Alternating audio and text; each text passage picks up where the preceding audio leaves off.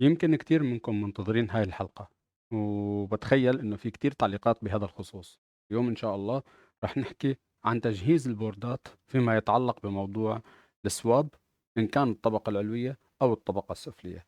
خليكم معنا لنتابع الموضوع.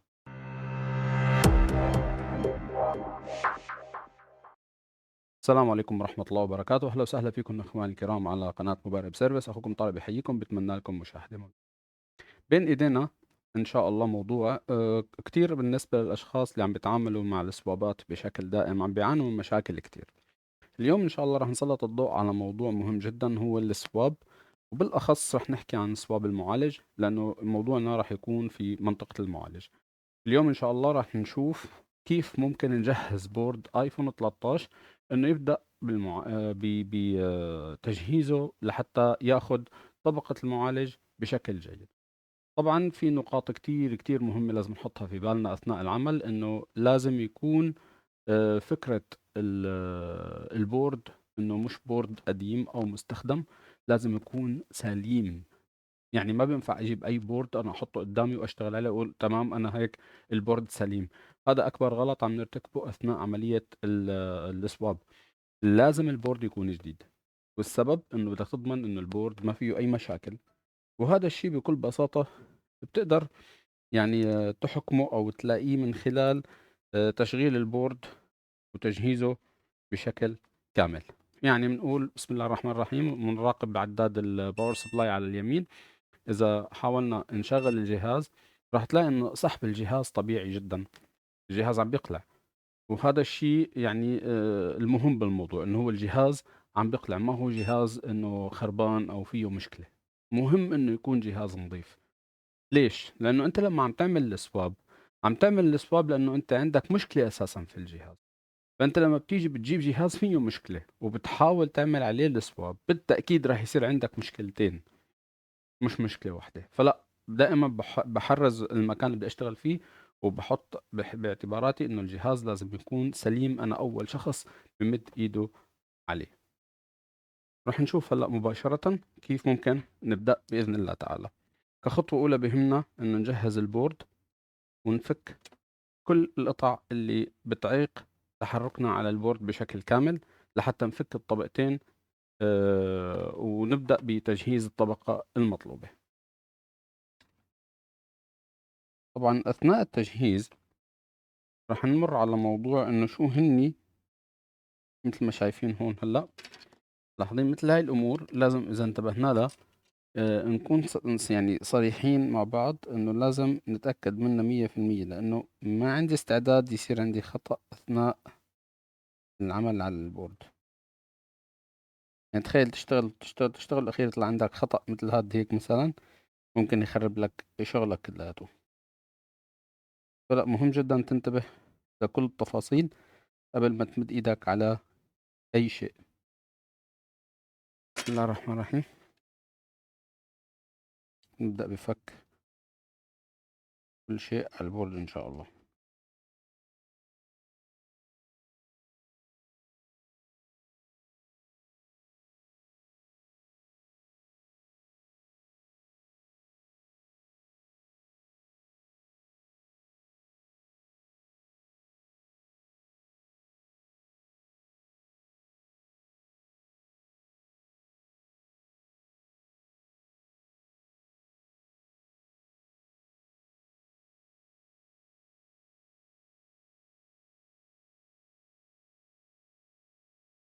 مثل ما شايفين الأمور بهاي الطريقة هلأ جاهزة. طبعًا نحن ما بيهمنا هلأ نحكي بالتفاصيل، رح لمّا نوصل لوقت التفاصيل بنحكي فيها. خلينا بس أول شيء نفك كل القطع اللي على البورد اللي مش لازمة بهاي المرحلة.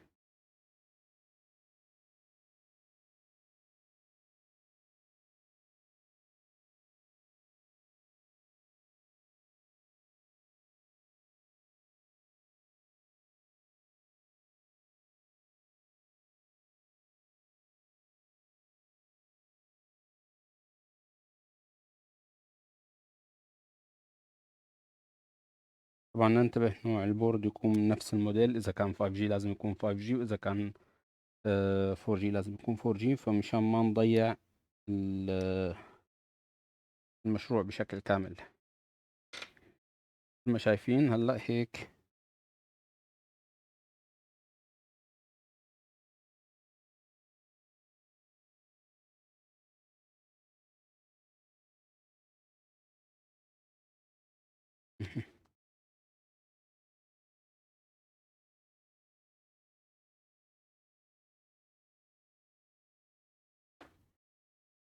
تمام.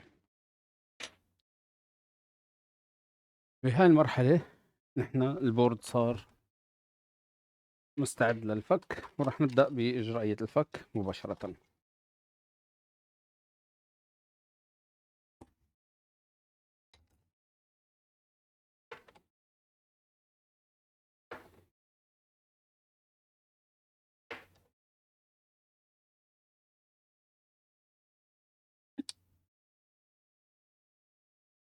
راح نبدأ برفع البوردين، خلينا مع بعض.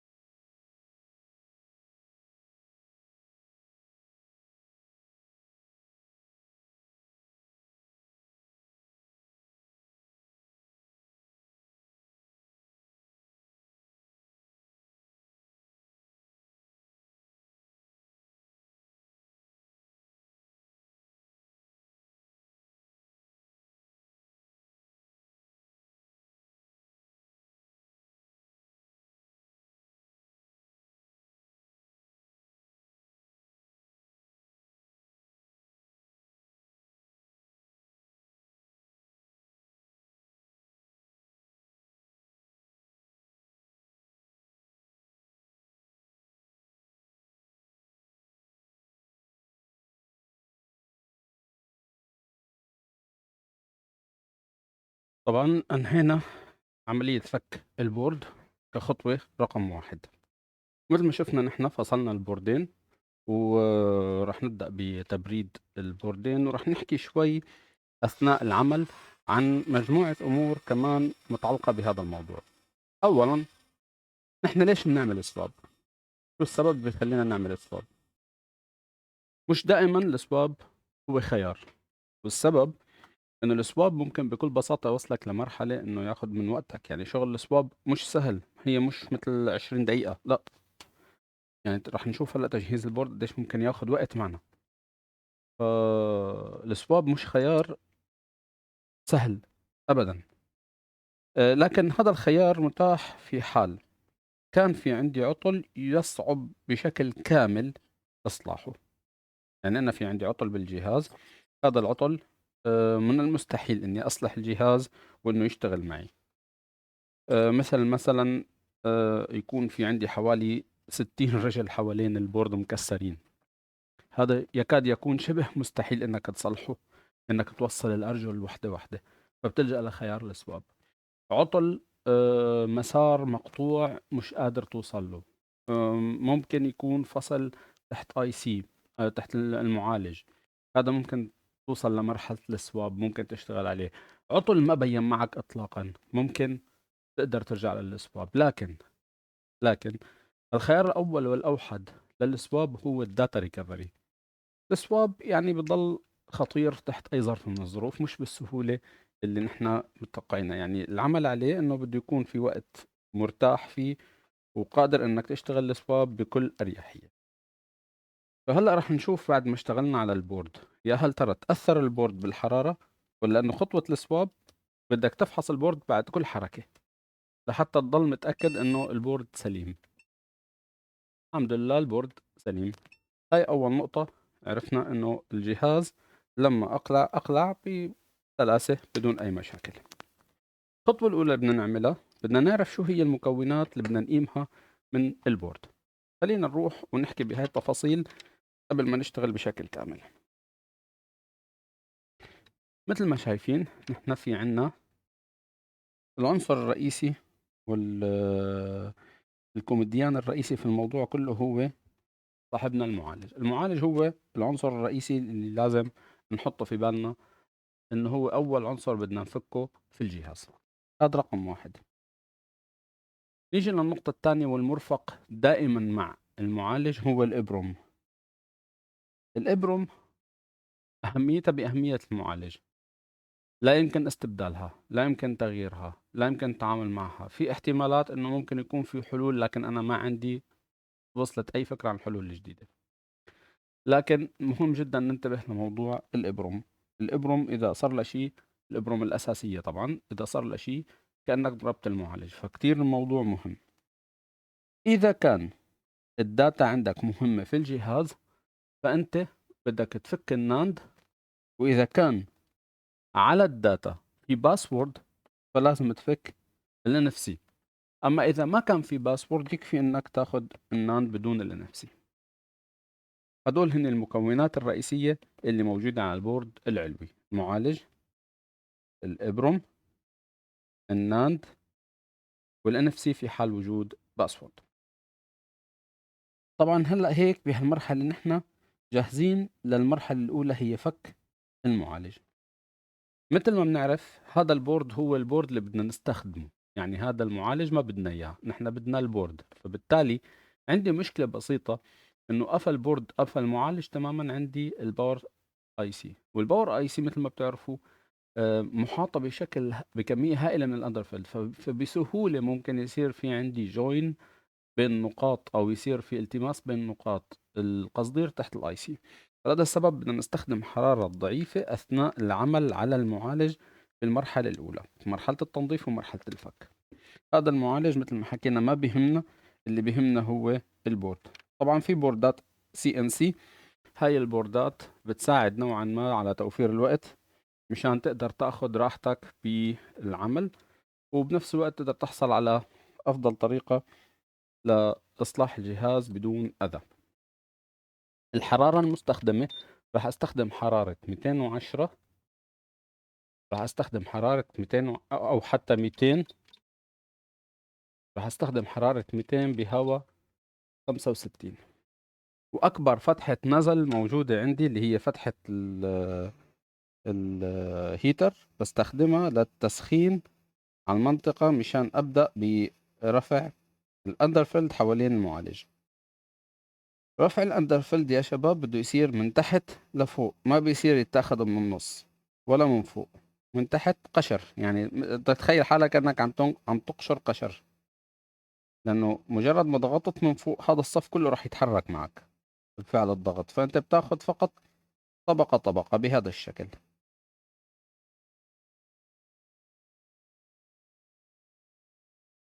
ولا مانع انك تعيد الحركة مرتين، بس اهم شيء انه ما تضغط على البورد كتير وما تعرضه لحرارة عالية.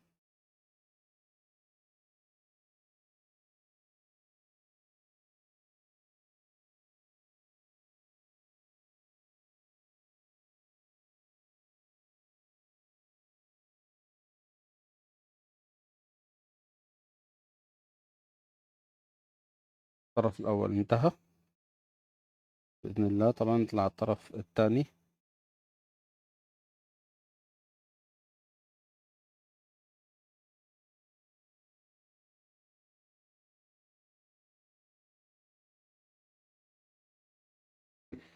الطرف الثالث.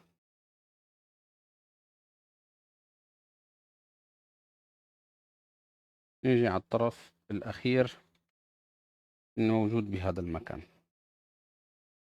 وبنفس المبدأ بنشتغل. ولاحظ كل ما كانت حرارة البورد أعلى شوي كل ما صار إزالة الأندرفيلد أسهل.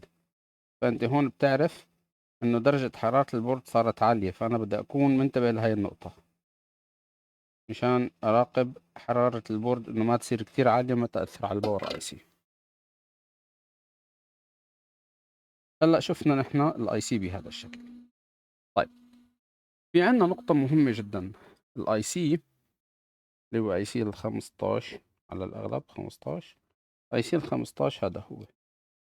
إذا قلبناه بهذا الشكل راح نلاحظ إنه أنا هذا الطرف، هذا المكان، في عندي اي سيات صغيرة. هاي الاي سيات ممكن تسبب مشكلة إذا اصطدمت فيها أثناء الرفع. زائد إنه أنا الباور اي سي موجود بهذا المكان، فإذا بدي أسخن بشكل جيد على الأطراف، بعدين بحاول أرفع الاي سي بشكل سريع. درجة الرفع اللي راح نستخدمها بهاي المرحلة راح نستخدم درجة حرارة تقريبا 360 بهوت 70 أو 72، لأنه أنا ما بيهمني يكون الاي سي سليم، بيهمني أطلع بالبورد بأقل الخسائر. فبهالحالة هاي ببدأ بتسخين بهذا الشكل، شكل دائري على البورد مع محاولة الرفع، وبركز على الزوايا مشان أقدر أفوت ما أخرب البورد. يهمني البورد يكون سليم. وبالمناسبة ممكن نحط شوية فلكس للبورد اللي بدك تفك، اللي بدك ترجع تستخدمه بعد شوي.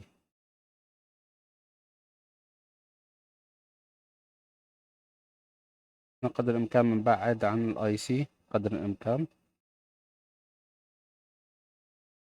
اي سي الباور.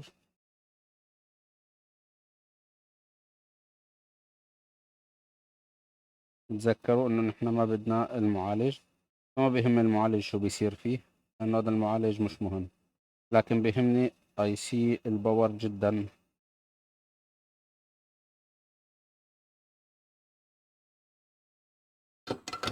مثل ما شفنا المعالج طلع. ما بنعرف اذا خربنا ارجل المعالج ولا لا. إذا خربنا المعالج كله ما هي مشكلة يعني. هذا المعالج اساسا للكب نحن مو مهم بالنسبة لنا.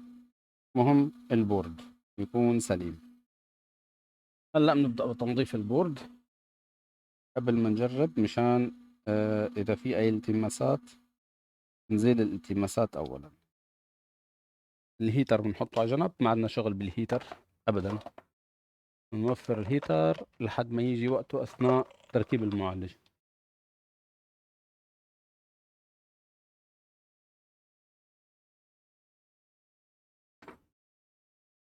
راح نجيب قصدير ونبدأ بالتنظيف.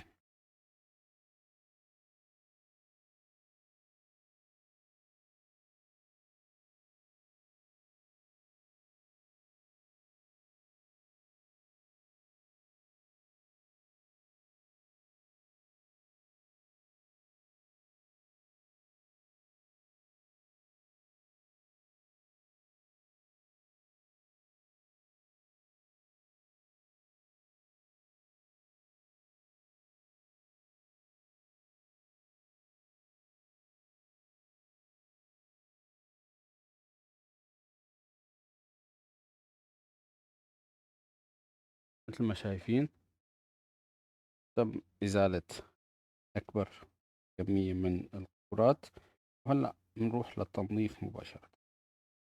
ما بنضغط على البورد أثناء تنظيفه بالشلد، يعني بنخلي الشلد بس يشرب القصدير من بعيد لبعيد بدون ما نضغط على البورد، مشان ما نسبب حط في البورد.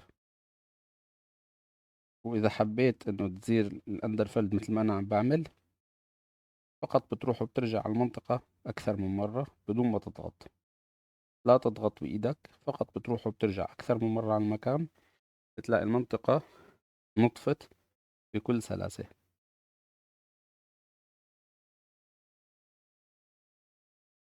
مثل ما شايفين بهذا الشكل.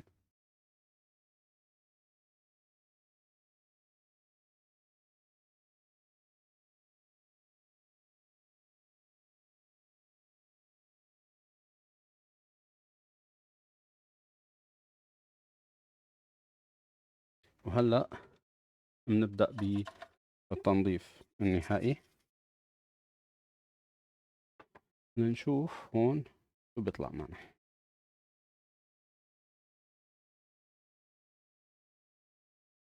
ما شايفين الطبقة جاهزة إن شاء الله. لا، بيضل علينا شغلة بسيطة، هو نتأكد من إنه ما في شيء مرتفع أو تخبيصة مثل هاي.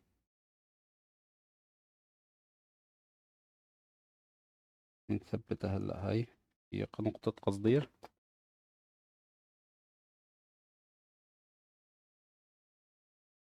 شغلتها إن شاء الله محلولة.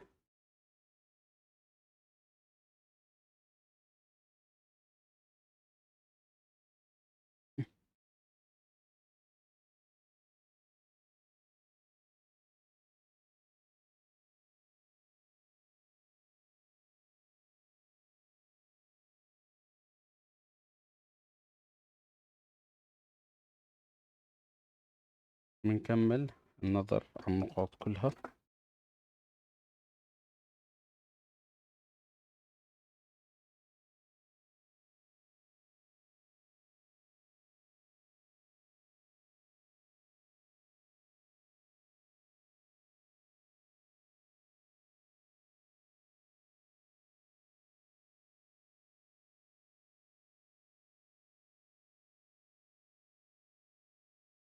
تمام.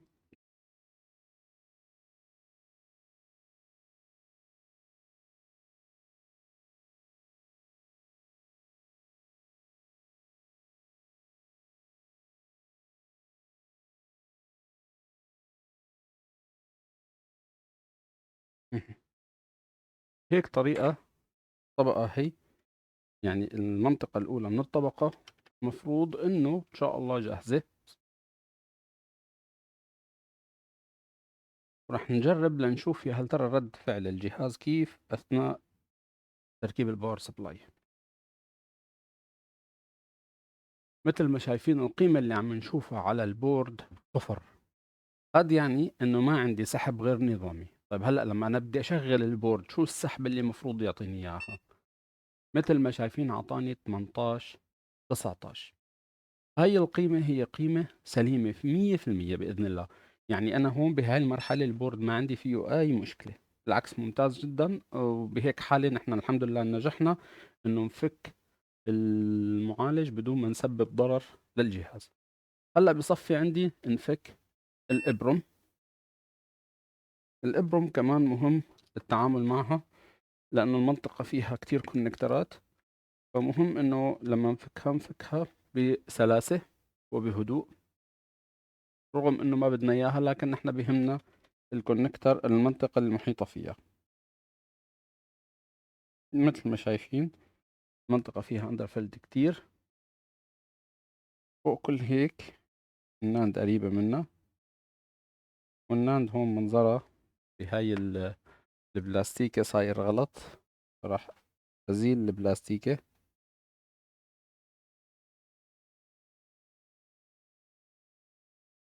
تمام. وهون نحن المنطقة بدنا نشتغل فيها بهدوء بدون ما نسبب مشاكل. حرارة من بعيد أيا كانت الحرارة اللي عم تستخدمها، المهم تكون من بعيد لأنه هذا أندرفيلد طري مش أندرفيلد يابس. بنلاحظ إنه النقطة من فوق، تذكروا نحن ما عندنا مشكلة معها، يعني ما كتير مهمة الإبروم، لكن المهم هو إنه ننتبه بس ننفكها ما نسبب ضرر بالعناصر المحيطة فيها.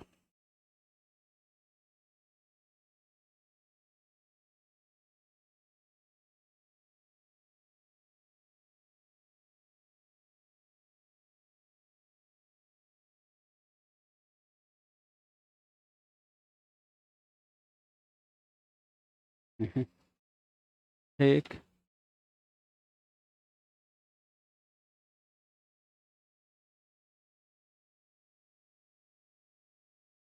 إن شاء الله النقطة سليمة، بلزمنا فقط إنه نزيلها بشكل كامل.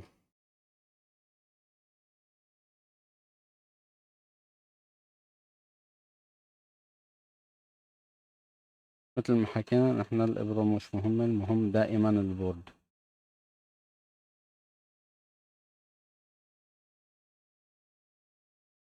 مثل ما شايفين البورد هون صار جاهز بهذا الشكل.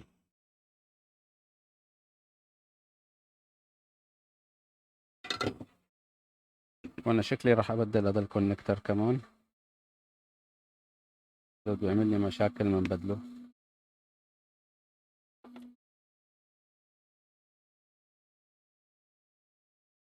بسم الله الرحمن الرحيم.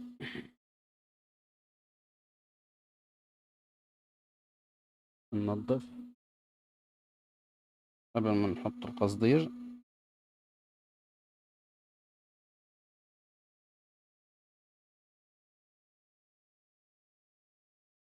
طبعا هون الإبرم حتى لو ما نظفتها مش مشكلة، المسافات تبع الأرجل بعيدة، فيعني ما في مشكلة حتى لو ما نظفتها بشكل كامل. لكن بما إنه أنا فقط إنه عم فك على الأرضي وبشكل كامل، فمضطر إني أخلي كل شيء على الأرض نظيف مشان لما بدي أعمل ريبولينج للإبرم فبرجع بحطها بمكانها.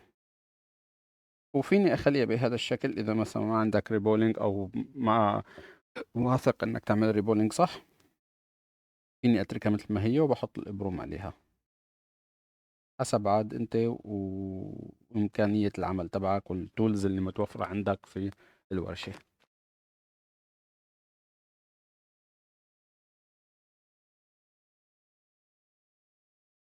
طبعا السواب إجمالا هو وقت طويل، فحتى لو كان في فيديو للسواب مش رح نعمله بنفس الفيديو تبع الحلقة هاي، رح يكون حلقة متممة. إذا كان في عنا سواب بنجهزه وبنشتغل مع بعض فيه إن شاء الله تعالى. بس أهم نقطة هلأ حاليا إنه نحن عم نجهز البورد الرئيسي لحتى يكون جاهز. والمشكلة إنه مو دائما بيجي عنا سواب بشكل دائم، فلهالسبب مو متوفر المشروع دائما. يعني في أحيانا بيكون أحيانا ما بيكون هذا الشيء ودائما متوفر. فبكافة الأحوال بنحاول لمّا يكون في بين إيدينا شي بنقدر نساعد ونشارك فيه، إن شاء الله ما بنقصّر.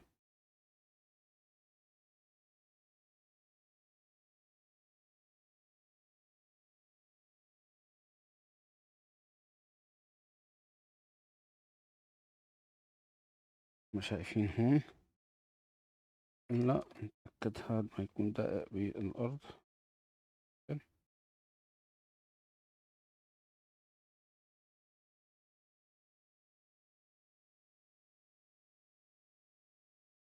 شكرًا للتعاون.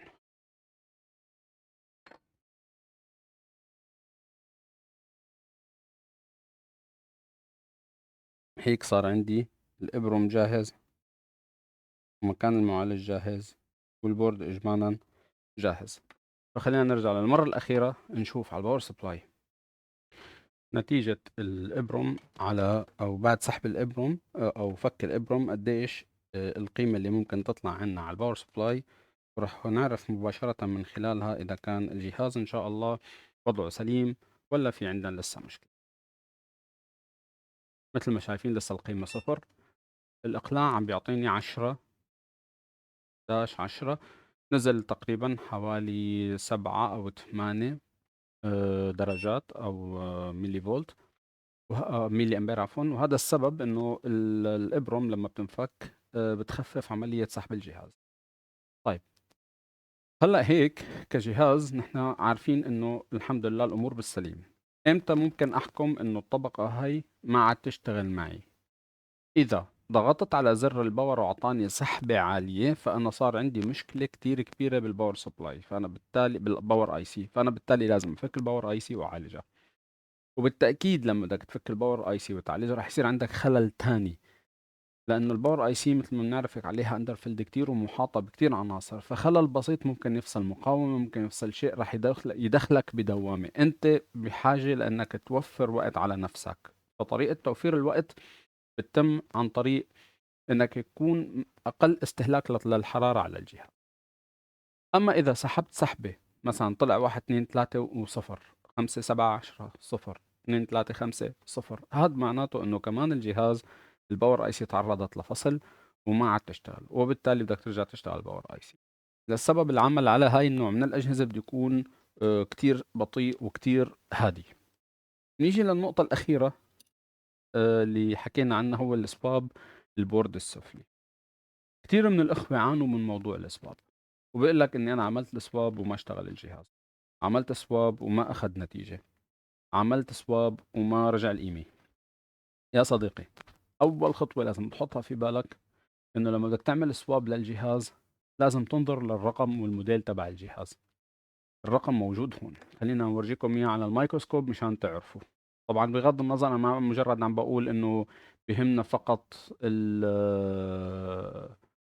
اللهم صل على سيدنا محمد البورد 13، لأ أي بورد بدك تشتغل عليه حاول جهدك إنه هذا الرقم يكون متطابق. 820.024 هذا رقم البرودكت الخاص بأجهزة آبل. كل جهاز بيجي له رقم ورقم مستقل، فما بيصير إني أنا أجيب بورد غير بورد وأحطه، فلازم يكون الرقم متطابق. هذا الرقم بيساعدك إنك تعرف الجهاز اللي بين إيديك هو شو. هاي أول نقطة. تاني نقطة، لما بدك تيجي تفك الجهاز من الطبيعي جدا أنت عندك عنصرين رئيسيين بدك تفكهم، هن الواي فاي والبيس باند. العنصر الثالث اللي هو الإبرم. أنا بس نطلعها الإبرم لأنه بهالمعركة اللي موجودة هون. هاي الإبرم مثل ما شايفين اللي مختفية هون تحت أنقاض الرماد، هي كمان عنصر أساسي بدنا نتعامل معه. لكن نصيحتي إلك يا صديقي، الإبرم اللي موجود هون لا تحاول تستخدم فكه بالحرارة. راح تسألي شلون يعني؟ بكل بساطة أنت لما تيجي تستخدم الإبرم، يعني أوضح لك الشاشة مشان تشوف عن شو عم نحكي. هذا العنصر الدفين هون هو الإبرم، صح؟ صح. راح تقول لي إنه بس أجيب لك بورد بدك تعمل له سواب، أنت بتيجي مباشرةً بتشتغل بتفك البيس باند، بتفك الواي فاي، وبتيجي بتفك الإبرم وبتنقلهم على الجهاز. بتقول لي حلو؟ باقول لك حلو، لأ ما حلو. ليش؟ لأنه أنت بكل بساطة وأنت عم بتفك الإبرم ممكن تكسر الإبرم، خصوصًا لمّا يكون الإبرم عليها underfilled.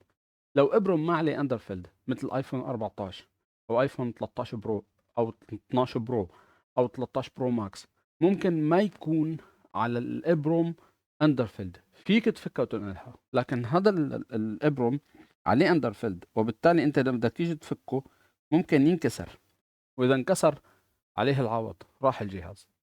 فاليُفضّل نقل الإبرم عن طريق وصل الجهاز بالGC adapter ونقل الداتا باستخدام المبرمجة. تنقلهم من الإبرم اللي موجود في الجهاز الأول على الجهاز التاني، واللي عنده أي شك في الموضوع راح يرجع على الفيديوهات السابقة اللي أنا شغال عليهم في مشاكل البيس باند أو مشاكل الشبكة عندي في القناة. معظم الأجهزة ال12 بالأخص ال12 أنا عامل 12 12 ميني 12 برو، راح تلاقيني عامل عملية كوبي للداتا تبع البيس باند إبرم على البيس باند الجديد اللي بده يكون على البورد التاني.